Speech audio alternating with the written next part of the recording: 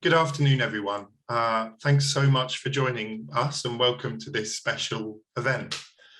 This is a collaboration between Chisenhale Gallery, the Kingston School of Fine Art, and the artist Rindon Johnson, whose show The Law of Large Numbers Are Cells is currently on view at Chisenhale Gallery in London. For those who haven't visited us before, Chisenhale is based in Bow in East London. We have a 40-year history of working with artists at the cutting edge of contemporary art. We commission 3 to 4 artists each year, developing new work to be presented publicly for the first time, developing work over a gestation period of 2 to 3 years. We're delighted that Rindon is able to join us today from New York. His exhibition at the gallery consists of 3 works co-commissioned with the Sculpture Centre in New York, one of which is a book that he will be reading from today. There's also an 8,040-hour video work in the gallery, bits of which he'll be sharing also. And at the back of the gallery, on a pontoon on Hertford Union Canal, there is a sculpture as well. If you haven't visited already, we'd love to welcome you to the gallery. The exhibition remains open, apart from our Christmas break, until the 6th of February. We have a number of public events, crits, talks and workshops that have been developed in response to the show, with further details on our website and social media if you're interested. I'd like to thank Volker and Jenna and the team at Kingston for extending this invitation and making the event happen. And I would encourage our audience to explore the rich archive of previous events and acts programmed as part of the Stanley Public Lecture series, which live on a beautiful website, the details of which I'll share in the chat. Just some housekeeping before we get going. We ask that you remain on mute for Rindon's presentation, but at the end, we hope there'll be some time to ask questions as well. And we are aiming to finish the event around 6 o'clock. So I'm just going to hand over to Volker. Volker, would you like to say thank you very much, Stas. That was a beautiful, lovely introduction, and thanks so much for flagging up the ACT series that we have organizing at Kingston University. So I'm Volker Eichelmann, and I'm organizing the Stanley Picker Public Lecture Program for the Fine Art Department at Kingston University. And as Cesar mentioned, part of what we're doing is a series called ACTS, which considers ways of staging online events and also explores forms of artists presenting their work in experimental ways that might bypass the sort of standard artist talk. So as such, I'm very delighted to have Rindon here tonight, and I'm very curious and excited to hear what he has to present. As Cesar has mentioned, the series of acts started last year in the middle of the pandemic, and you can see the 2020 acts on our dedicated website. For this academic year, the first iteration was an act organized by Alice Gay Feely with contributions by herself and artist Mayfield Brooks and Mary Pierce, and that's still live, or that's still to be seen on our website. In January, we have an act that will be organized by a sound artist and colleague from the Academy of Visual Arts in Hong Kong. That's Cedric Murray Day, followed in February by an act by Professor Nils Röller from Zurich University.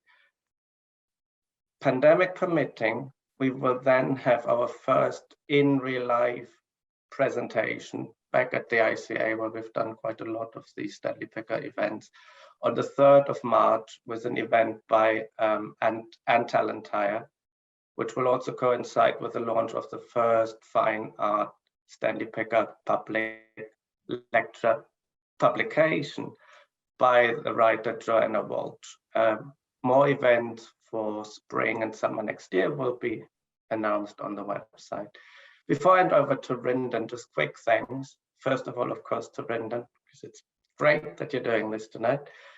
to Chisenhale, Cesar has already mentioned this, we're working on a number of things together, so it's great that we're working on this. And last but not least, great thanks is to the Stanley Picker Trust, whose generous support makes all these activities possible in the first place. So with that, over to you, Rindon. Amazing. Thank you. Thanks so much. I'm really happy to be here and to present in this form, which is kind of like I'm becoming the work in a funny way. Like you can't see my face. And I guess I am appreciative for the experimental format. So thanks for having me. What I'm going to do is, while you guys watch the 12th of April 2020, within last year's Atlantic, it's just a particularly good sunset. It's one I liked a lot, so I thought I would share it with you. As you guys watch that, I'm going to read from my book, The Law of Large Numbers, Black Sonic Abyss, which was published in relationship to both the Sculpture Center and the Chisenhale show, and is kind of the autobiography of the show. I'm going to read from that, and then I'm going to read a bunch of poems that didn't make it inside the book. And so I'm going to kind of jump around within the book, and then every now and then I'll insert a poem that I, for editing purposes, took out of the book. And it's each of these poems is from some of my favorite theoretical helpers, which is kind of a way of saying, I don't know, sources, but I think it's more like through their language I can make bigger jumps. And I wanted to do that within the book, but I also knew that I had to stay a bit focused on what the shows would be. So yeah, so that's kind of what's going to happen. Here we go, I guess. This is the prelude to The Law of Large Numbers.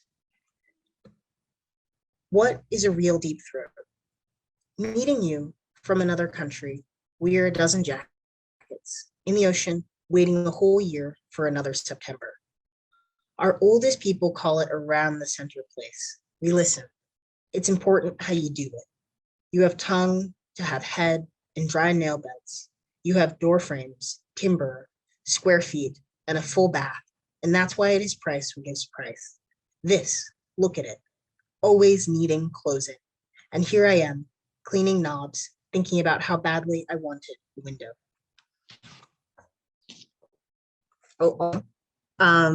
The book is filled with images, and each of the images is a figure, and that figure has a caption, and so I'll read the captions. Figure 1.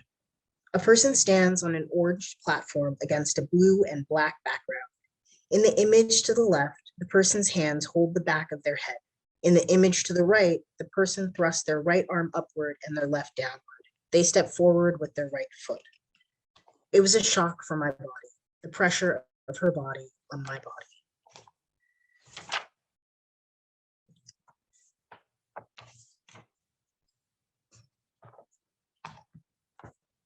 January.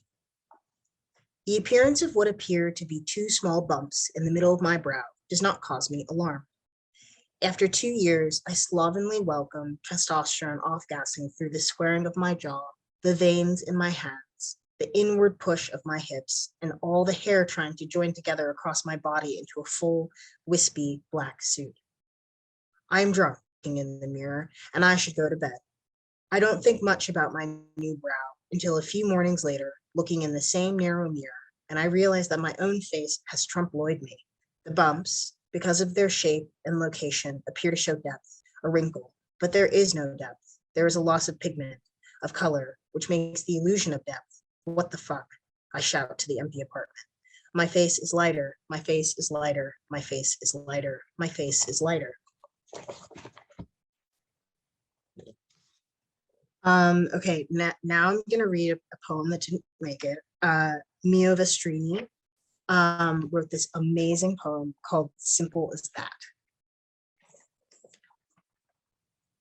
To walk on 42nd Street in New York City, or to blow on my fingers burning from chestnuts on the corner of the Via della Corse, or to be resplendent in the hustle of airports, what would be the difference? Of all skies I live under, the most common the sky of the starving ones, planted above my head with no motion beyond night and day. Each day, I tell myself, you have to settle for these places to return to them, because there, sometimes, you will have to die. But the seasons and the plants persist. The vulnerable rivers, the tempests of passing trains, the riddle of imprecise hours, the fireball that crosses the edge of the window, the exterminating angel dancing on the ceiling. Get out of my life, they say, as if life were that simple, simple as that. The mirror turns soft under my fingers, begins to fill the house, grows from wall to wall in the vertigo of my body, vertigo of meadows and soft light. Astonishment returns. Now I know only women with beautiful eyes do not age. Only men with restless dreams sing when they rise. If I had known all this, you would not catch me alive.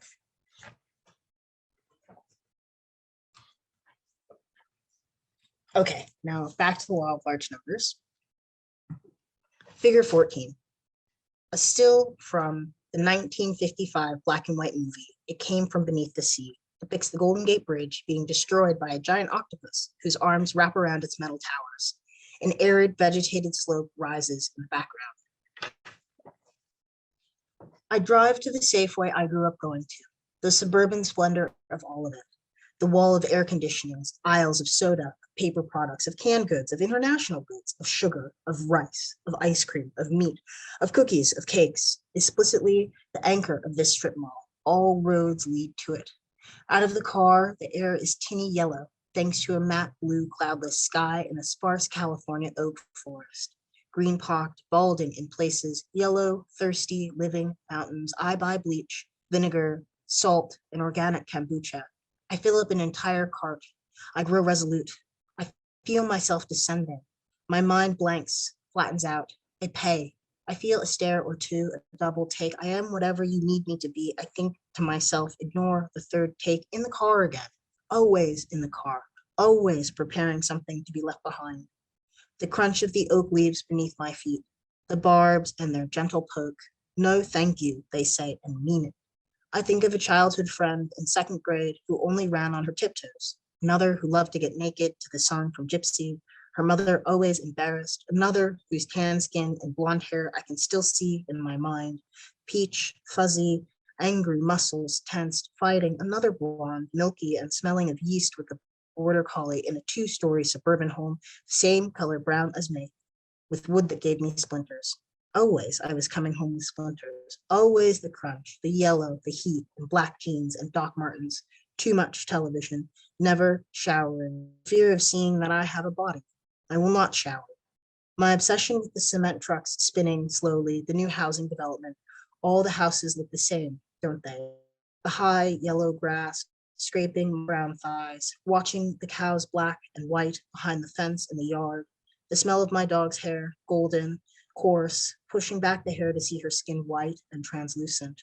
Her breath on my hand, walking towards the bay. I'm so of this suburban landscape. It flattens out through all my memories of it. Painting shop windows during Christmas, popcorn at the video store, renting the same movie over and over again, slipping over the bridge to the city. Mom mutters about the suicide lane, the city of garages, to the gallery. Victorians, steep drops, forests and beaches, black carpets with inlays, a marble ramp downwards. Today I'll be the sculpture, sitting in the window watching tourists with bags from Levi's, the Disney store, orders, Starbucks, trying not to giggle, stay still. My first performance, eating dim sum with my father in a suit of sunflowers, telling him he should procure a matching tie so people can know that we're related. Better yet, if he gets the tie, he might as well get a suit while he's at it. A woman at a nearby table taps my father's shoulder to compliment our obvious alikeness. My dad laughs. Family resemblance. He eats a shumai, translucent skin, revealing a curled pink body, disappearing without fanfare into his mouth. Figure 15. A light-skinned black person, Jack Whitten, wearing red shorts and no shirt, sits on a low concrete wall in a mountainous tree.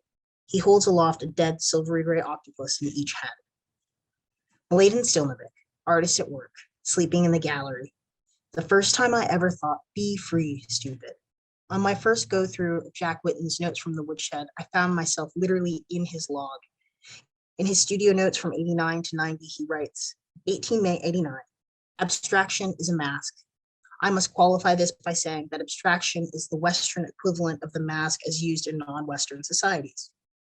13 October 89. I can no longer avoid the significance of will. Reality has no edge.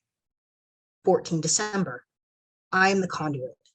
And on my birthday, 4 January 90, space a suspension in time. For weeks after finding this page in Whitten's notes, I keep looking at the cows that we've all been drawing on. They're already changing. The colored pencil fading, the oil from our hands being sucked into the cow, edgeless. Okay. Suspension in time by being in time. If all space is suspended in time, then fine. Then yes, no edge, no time, no space, or all edge, all time, all space. There's a part of me wondering about what a mask is. A container for the face, of course. Then I think of the Atlantic, the year that has not yet come, but which I can already see coming. And what does something getting colder even look like? And can I draw it together and look at it? My Atlantic, last year's Atlantic, my visualizations of data also function like a mask and consequently abstraction too. Can the hyperspecificity of the data converge into pure abstraction? Abstraction puts mark making through its paces, and data visualization puts data through its paces. The possible way these marks, points, numbers could come together feels infinite if you're manipulating them. Hands in tops. To bottom out means to be the receiver. To receive means you'll take what's given and what you can hold. To bottom out means to become the container, which is undeniably enjoyable.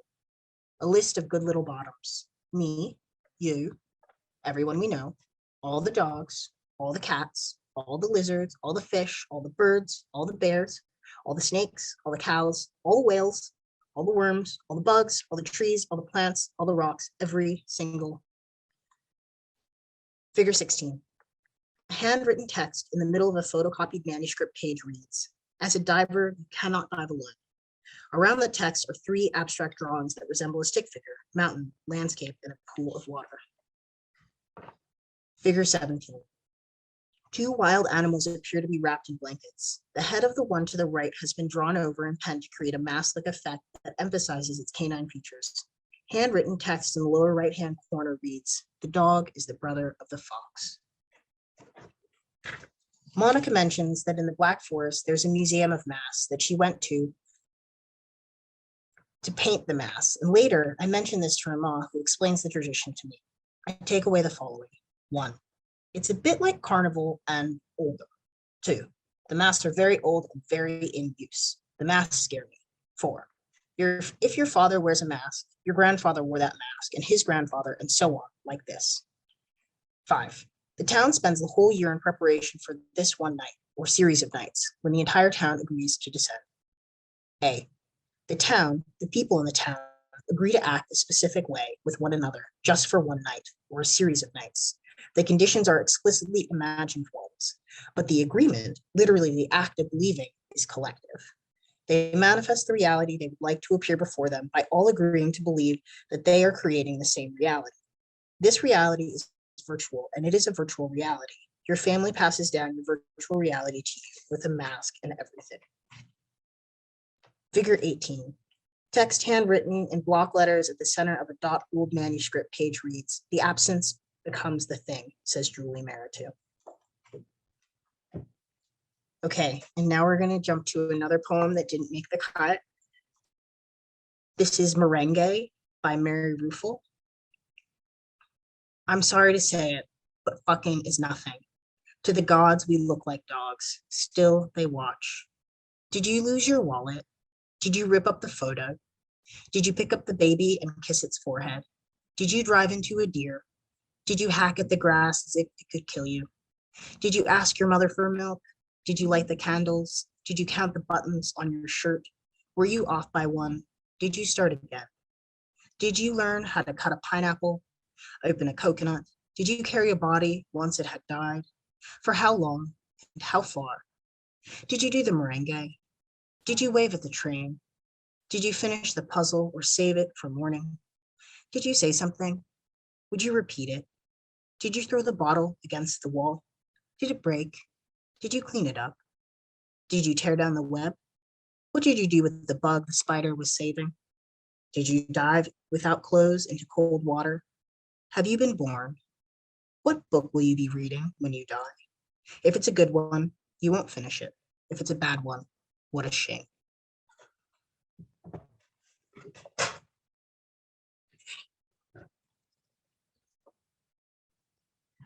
Okay, now we're back in the law of large numbers. I never sleep. This is obvious, but it's becoming more of a problem now.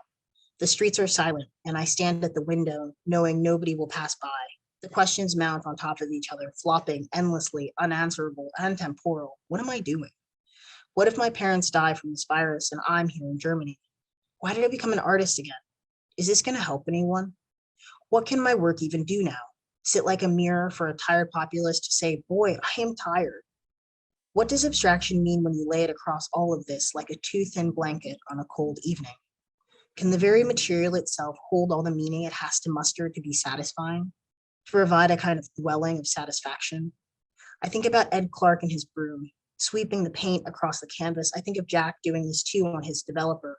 Continuous motion in a particular direction, the paint reveals the picture. Can I do this with language? Can language do this with me, with my sculptures, with my forms? Why do I still make things? Can the cows and I do this together? What about just with light and glass, or with a painting given the proper amount of room? Who will be the first person I know to get the virus? Will they be okay? How can I think about direction when there's no clarity? The monotony of the continuous present. You're privileged, if only privilege meant fearless. For some people it does. You're safe. Your family's safe. Your friends are safe. It goes on like this until morning. I watch the streetlights turn off. May. I print out a map of the entire Atlantic Ocean and draw a midpoint between Sculpture Center and Chisenhale. I draw an arc to mimic the Earth's curvature, and I make an X at what I perceive to be the midpoint. It turns out that right there, where I draw that X, is where the temperature on our planet will get cooler while the rest gets warmer. It's called the North Atlantic Cold Blob, and it's the result of the melting of the Greenland ice sheet. It seems that if the ice melts, then the Gulf Stream, which happens to traverse the cold blob, will eventually slow down until it stops. What happens without the Gulf Stream? Nothing good. I stay up late thinking about the cold blob. We're all going to be victims of our own planet, scratched out. We're going to be victims of the systemic generational hubris of those crap industrial colonial ancestors, fellow humans, and selves.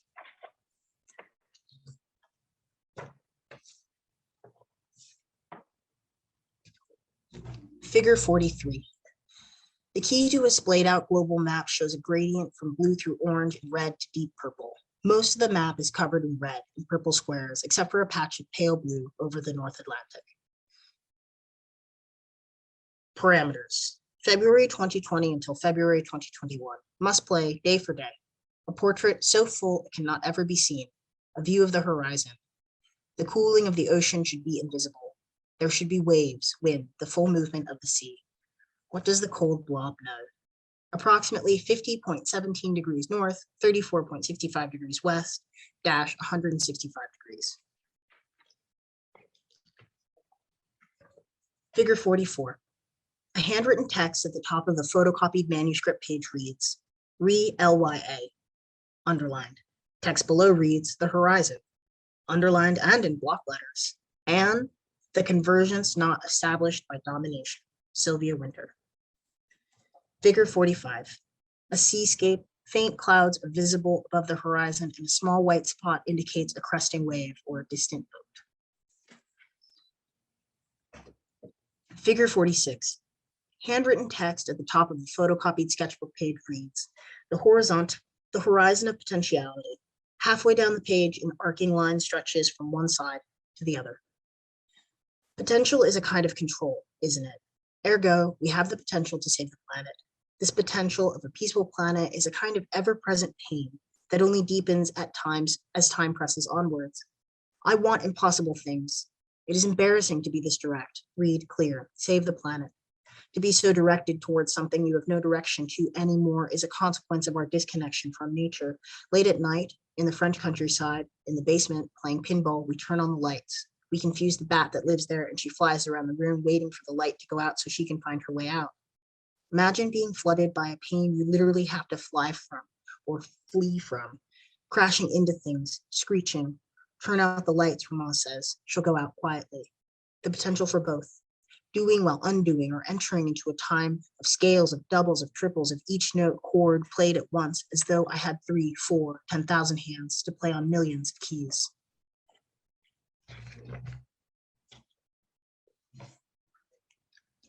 Figure 49. Handwritten text underlined at the top of the photocopied manuscript page reads, what is the use/point of data? What is it? What can it show us? Below, circled text reads, don't think about the temperature outside. What are you thinking about? Cheryl Harris. Don't think about that black mass of flesh. What are you thinking about?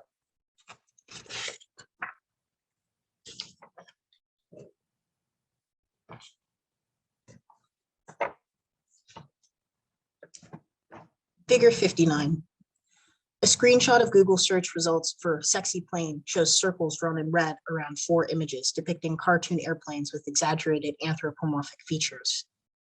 The heat waves continue, and it is hot, and I am hot, and I am thinking about subjugating buildings. I think about object porn, the sexy lady planes. I think about people fucking exhaust pipes, about the confusing phenomenon happening in the European countryside. It used to be that the graveyards in small towns were visited often, kept beautiful, sacred, etc. Now it's become traditional. The town trash dump is next to the cemetery. The objection is ready-made. Is it that anything that we touch in this post-capitalist deadlock is inherently objective? Cross down. I'm performing, miming rather, a gesture in hopes that I might get somewhere. And no matter how beautiful the cows look, they're bad. They're predicated on the evil that kills the cow. We're co-evil, the cow and myself. And by making the work, creating the work, and then selling the work away, we remain co-evil. I, another subjugator, selling to another subjugator, so that I may then be subjugated by the arcane system of capital accumulation. We are our own fault. You could replace cow with any material. A true radical makes nothing. I fail even at the radical gesture. Is it so simple? Step out of circulation and into radicality?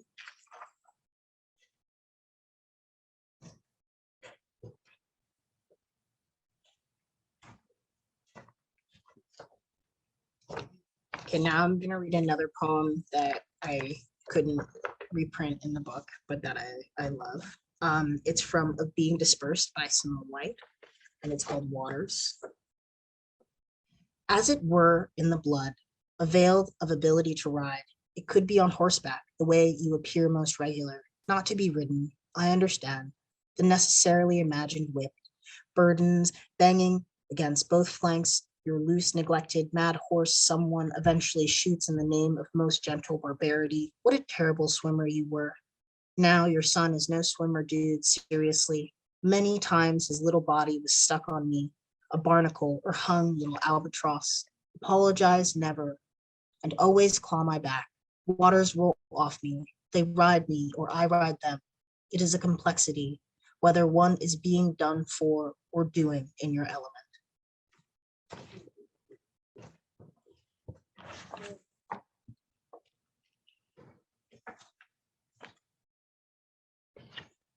Okay, we're back at the law of large numbers again.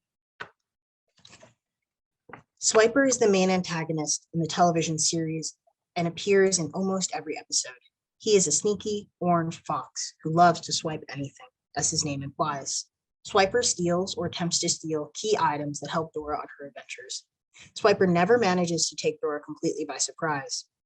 An ominous whisking sound is always audible just prior to his appearances. To prevent Swiper's success, Dora must repeat the phrase, Swiper, no swiping, 3 times. Often, she prevails, and Swiper slinks away, saying his catchphrase, oh man. Occasionally, Swiper gets to the item before Dora has a chance to tell him no. He then gloats, you're too late, and frequently, you'll never find it, them, your, the, that, those objects he swiped now. Despite his swiping habit, Swiper remains part of Dora's community. He's invited to Easter celebrations, weddings, picnics. Swiper is often trying to swipe, and his community supports him on his journey not to swipe. Figure 70. Handwritten text at the top of the photocopied manuscript page reads, trans, me, America, me, building, something I need for legitimacy, housing. Below it, in descending order, a set of statements read, SF equals mine, trans equals mine, America equals mine, failure leading to triumph equals mine as a trans. At the bottom, the text reads, work equals taking what is mine. Figure 71. Handwritten text at the top of a photocopied manuscript reads, "Be sure to note somewhere various articulations of the learned action of feeling inadequate that makes me both trans, active, and Black, capitalist subject, failure." Text below reads, "actively failing," and lol. Figure 72. Text at the top of a photocopied manuscript page reads, "No landscape is stable," underlined, serene, underlined, without actors. Text below reads, "The book is about belief," double underline.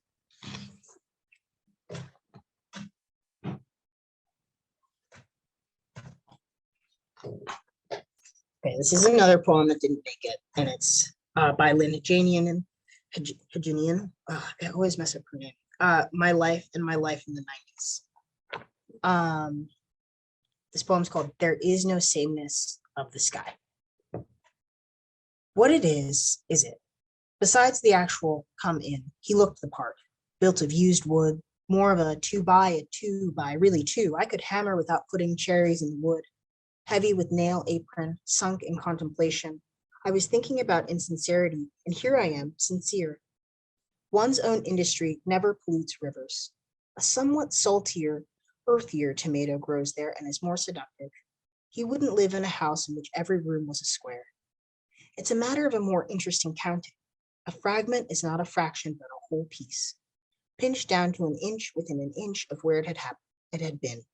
A word is an expectation. A shooting star is something happening in the sky, as the lion finally roars is something happening in the zoo.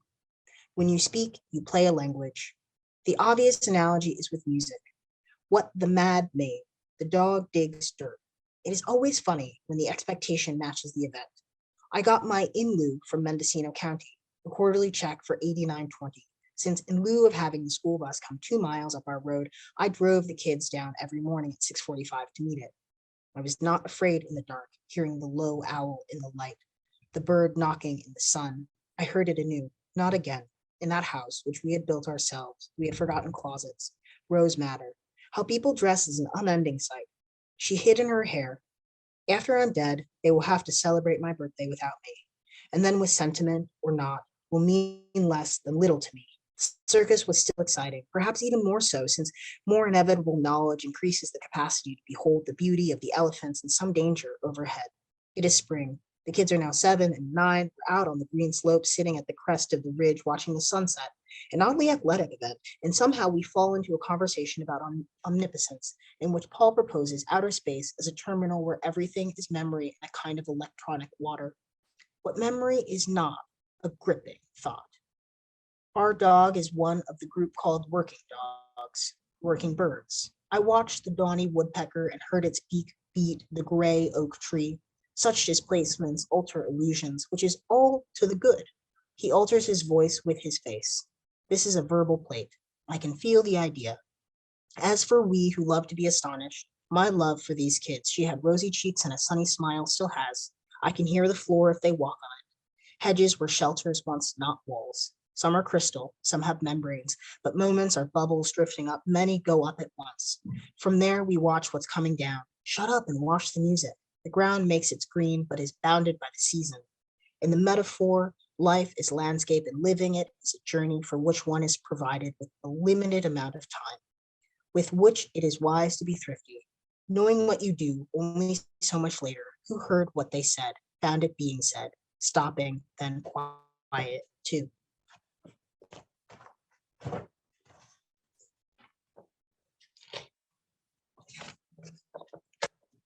Okay, we're back at law of large numbers. Figure 75. The following list of equivalences is handwritten down the center of a photocopied manuscript page. Economics equals belief. VR equals belief. Art equals belief. Language equals belief. Belief equals knowing, question mark. Knowing, question mark, equals situating. Situating equals framing. Framing equals binding. Binding equals naming. Naming equals destruction. Pencil sits beside the manuscript. Figure 76. A handwritten heading on a photocopied manuscript page reads, "Free the Transamerica Building." The text below reads, "Trans will tear down the systems that constitute its coming into being. Inherently it must. The body is willed to change. New markers, new lines, until there are none." Trans also finds itself linguistically relational in the act of transport, literally carting around all the shit to maintain the consolidation of production. Trucks on the road called transatlantic, ecotrans, transfreight, transport, we share a name. I demand the Transamerica building be a container for me and any other trend that wants it. Wait, does that act of enclosing shut down our inherent freedom to be in a constant state of change? Or by insisting the building go outside, insisting it be lit by orbs from the sun, am I suggesting we should probably bring the bag with us? I believe this is my building, so it's my building.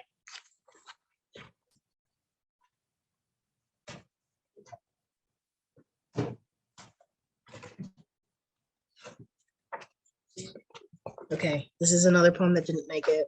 It's by Jean Journal. This is actually one of my favorite poems of all time. It's called Life is a Killer.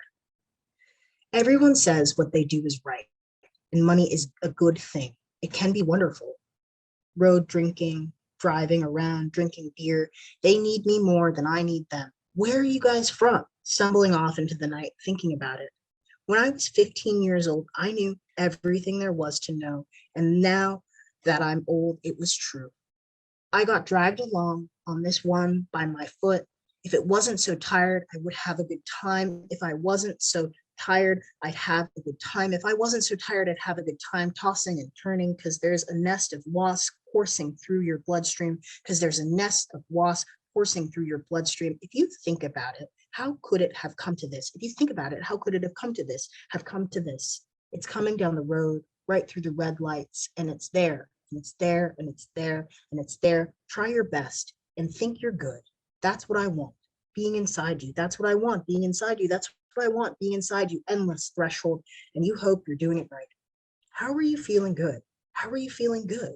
Good? How are you feeling? Good? How are you feeling? Good? How are you feeling? Good? You need national attention because essentially all you ever accomplished was snort some smack and sit on a Zaku watching your breath. How the hell did I end up doing this for a job?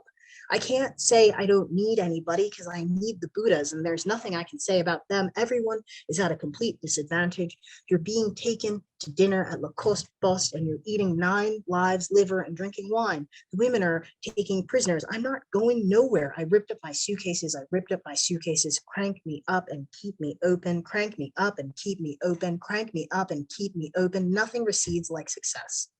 Whatever happens, it will seem the way it seems now, and it doesn't matter what you feel, how perfectly correct or amazing with clarity. Everything you think is diluted. Everything you think is diluted. Everything you think is diluted. Life is a killer.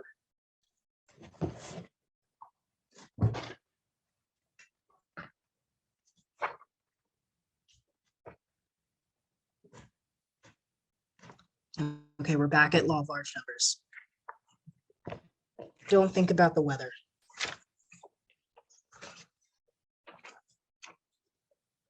September. At 1 a.m, I call my mother. California's burning again. Her breathing is a bit off. She's standing in the just finished, slightly enlarged copy of the same house that burned down 4 years ago. I don't feel safe here. I can't move my painting here. I need to buy something to flee to, she says, exhausted. Your father slept through the lightning, but I saw it. It took up the entire hillside. Figure 85. In a screenshot, a white person sits on the ground, cradling the head of a large brown llama, while another white person approaches with a rifle. The caption reads, veterinarian technician Brianna Jeter comforts a llama injured by a fire in Vacaville on August 21. At right, Animal Control Officer Dae Kim prepares to euthanize the llama. Figure 86. A block of handwritten text at the top of a photocopied manuscript page reads, trans-militarization. Arrow, to live rurally. Arrow, to live? Question mark. The text below, with several words scratched out, reads, what kind of arms would we militant many take up? Obviously the one that displaces the very language they speak by simply needing it to be different? Question mark. Language is slow, though it means something, and always seems to matter who is using it. Part of a finger holds down the bottom left part of the page. Figure 87. Text on a photocopied manuscript page reads, continuing from the previous page, it and to whom.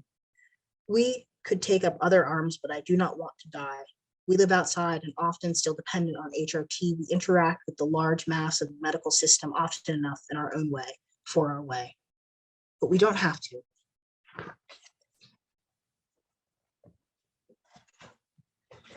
Okay, this is the last poem that didn't make it into the book. It's from Life on Mars by Tracy K. Smith. It's called The Good Life. When some people talk about money, they speak as if it were a mysterious lover who went out to buy milk and never came back, and it makes me nostalgic for the years I lived on coffee and bread, hungry all the time, walking to work on payday like a woman journeying for water from a village without a well, then living 1 or 2 nights like everyone else on roast chicken and red wine.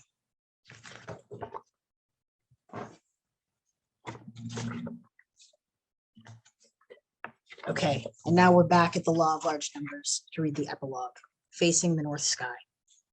December, some are dancing and some are lying down. January, this is a not knowing and knowing, the surprise of it, get off on it, or don't. Can you remember chocolate or grabbing my hips and disappearing? Where have you gone? That 6th floor apartment, stubbing my toe, stumbling into the kitchen with new appliances from Home Depot and new tiles from Lowe's, wide hallways and cobwebs I couldn't reach in the ceiling, my record player, and a love supreme drowning over and over again so that I can write, which I do and do not. Why did I buy those stupid clear plastic chairs? What did I do with them? Scraping on the bamboo floor, interrupting my own films, 20 minutes, 40 minutes of just snow falling and loud cracked church bells in the distance, but actually next door, almost there, 2015, I saw the city every night. How my mind groping, I see the whites of your eyes without exception rolling back in your head. And this is a clear one, not like when I think of you when the street lights come on, or maybe it is off at 5 and then 8 again, not torn nor absolved. I'm smelling my own shit, which smells like dog shit now, the warm bright. My stomach bloated with a bad gut biome, which my mother emails me an article about. This is all because you got pneumonia when you were a baby. I'm so sorry. Stop apologizing, I think to myself, but right, thank you for letting me know. For some reason, I do this while I'm going up the stairs, slow, trying not to slip or fall with my brake lines digging into my shoulder and cold hands, ashy hands, and my torso with pools of sweat where my fat is and where I hope there's muscle underneath, and my crappy pebble nipples I cannot wait to have taken off, to have sit on a table to be reattached, losing some of their potency in this senseless process. Just get a tattoo or have them throw them away, Lou says, and I like that, but I won't be doing it. On the landing, I pause to breathe in the damp polyester of my mask sticking to my face and the snot running into my mouth, salt and acid for some reason. I find myself looking at the balloon and the yellow trees, which was 2 years ago gold, then silver, now rags. There are those whites again. What kind of sorry is it if you mean it 50%? More reason is what I keep trying to incant, demand it over and over again. But all I can hear is your voice saying adamantly in reply, Rin. So many things we feel belong to us actually do not. Figure 102. A cow grazes in a pasture behind a wooden fence.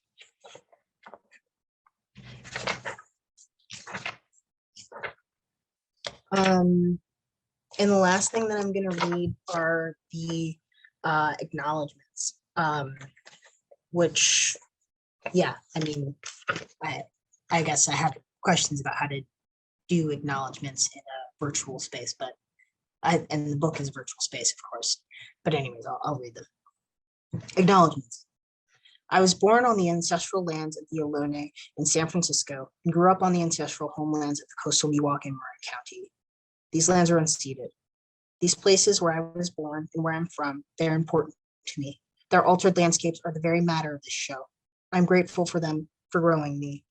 I cannot say for certain that this book is any sort of a rival, i.e. that it exists in any one place. But my sculptures written about in this book and the copies of this book too are sitting or have sat on the ancestral homelands of the Lenape, Matanakok, and Canarsie people. My work depicts the waterways, estuaries, groundwater, and rivers of New York State. My work also rests along and within the shallow industrial canals of London. Every meeting coming and going on so-called US soil is a meeting coming and going on the ancestral homelands of Native peoples. On whose land are you reading this? Despite the slippery uselessness of possessive pronouns, I named some of these places mine, and I cannot do this naming without remembering those who have been forced out against their will, those who remained here seeing their canyons, rivers, rocks, and marshes become swallowed up at a scale that's impossible to fully fathom, given the implicit violent history that consequently resulted in my coming into being. I'm unsure of who my ancestors are. So maybe these are my homelands too, but maybe they are not. The thread stops along the way. I'm certain that some of my people were enslaved to construct whatever was considered desirable to be constructed, wealth for those in positions to accumulate it, and for those who construction of hierarchical identities we struggle with dismantling today. My ancestors were dragged across the Atlantic Ocean from Africa. Some of them were left in the Atlantic, where my exhibition is also held. As much as this book is a transient object, as I too am sometimes, its origins, and mine by obvious extension as the author, are the result of pain, bloodshed, and torture of other humans and our non-human associates.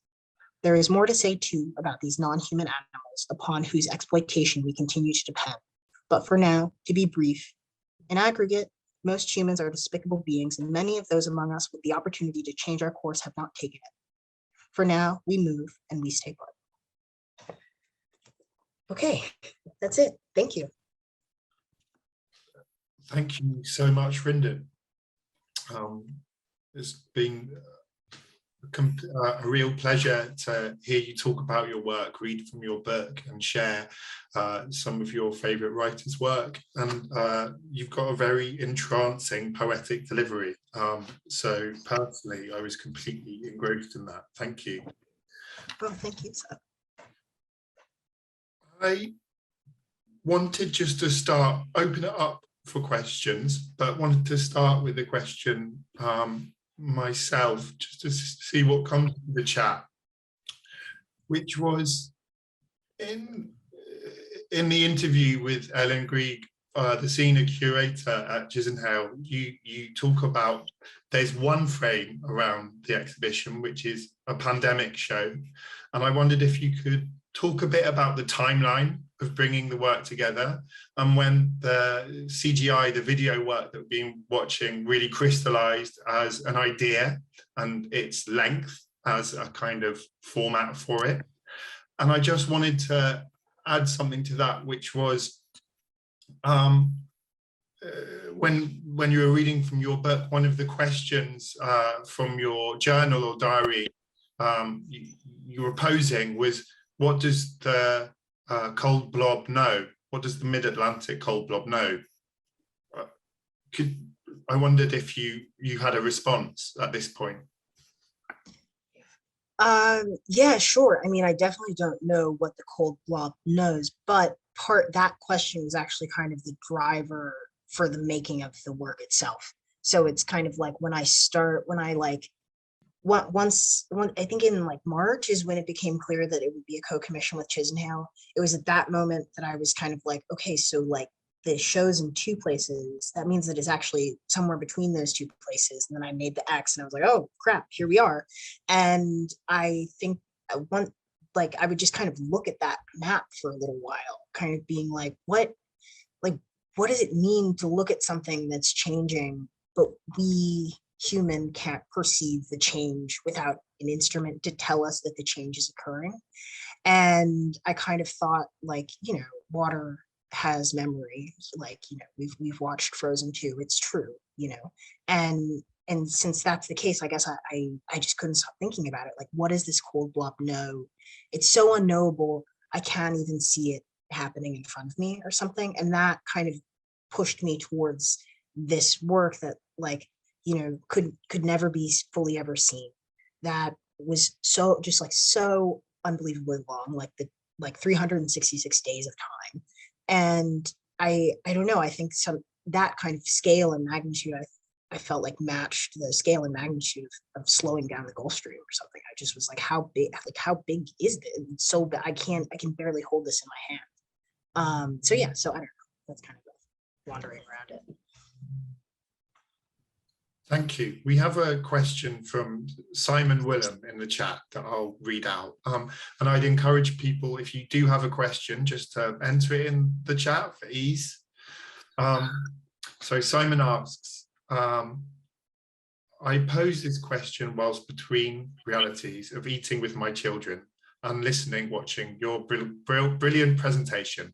Reality has no edge, and a fragment is not a fraction, but a whole piece. Wow, love those lines, Rindon. They're revolving around my head. Where do those words come from philosophically, ideologically, from multiple visual and oral realities, experiences of history and knowledge?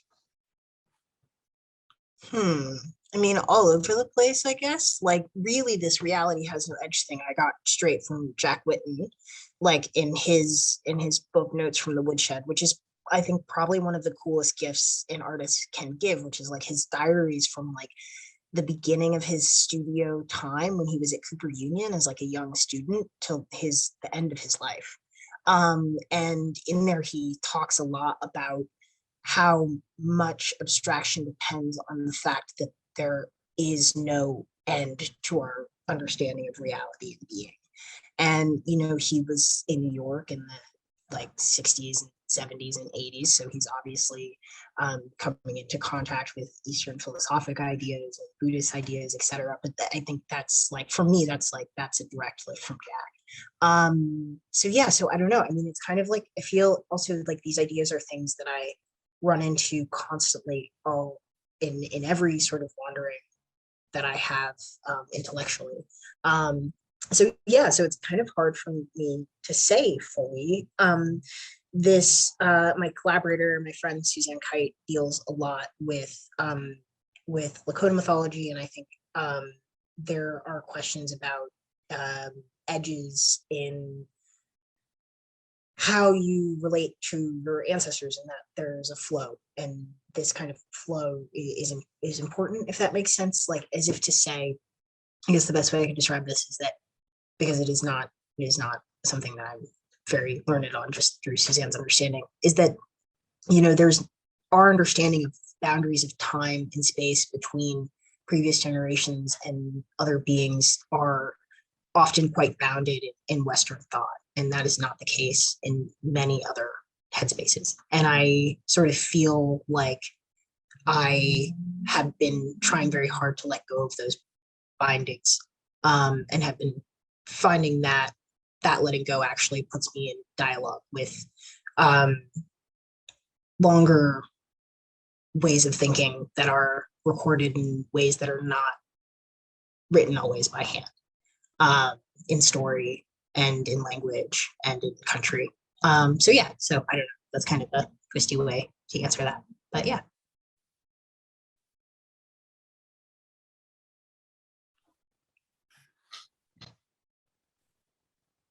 Brilliant. Thank you very much. If anyone has a question to put in the chat, or you can raise your hand. We have one from Edwin, and I'm assuming this is Edwin Mingard, who is a PhD student currently based between Kingston and Chisenhale, working with the Chisenhale archive from the 1980s. Thank you, Edwin. When you talk about your work, it's so intensely personal and relates to identity. Being in the exhibition, I found the physical manifestations of the work to be quite clinical, involving sharp lines and AI. Was that conscious, to leave space for the personal? Yes, definitely. I mean, I think, I was sort of hoping that at scale that maybe the person looking at the work could insert themselves very easily. This is also like, so I'm really into critique. It's a whole thing. I kind of feel like artists should be critiqued instead of having artist talks. Like, I think that's a much more interesting way to do it. And so we did a critique for the Sculpture Center version of the show. And this person said this thing that I feel like it was so flattering, so interesting, where she basically was like, yeah, there's no figures here, but it feels figurative. And that, like, the figure is actually the viewer themselves. And so somehow the viewer, as they're moving through the space, becomes the figure of the work. And I feel like maybe some of that is because of how intensely personal the forms are, that they kind of then get pushed into not being so personal, but leaving room for another person to fit. Yeah, anyways, I hope that answers that question.